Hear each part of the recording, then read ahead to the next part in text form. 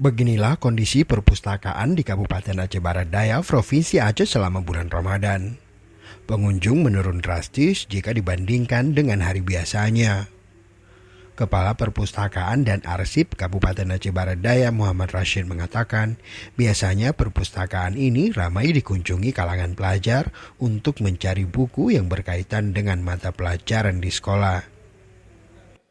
Khususnya di bulan Ramadan tahun ini, pengunjung di perpustakaan kita sedikit agak terjadi penurunan dibandingkan dengan masa-masa sebelum Ramadan.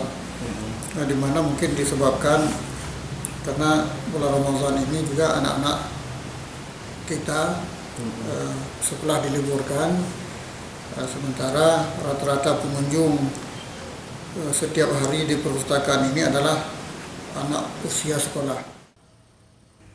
Pihaknya terus berupaya berbenah dalam menata keindahan dan kerapian perpustakaan, di samping terus mendorong pelayanan yang lebih baik agar jumlah pengunjung atau minat baca terus bertambah dan betah membaca buku di perpustakaan daerah ini. Tim Liputan Aceh Video.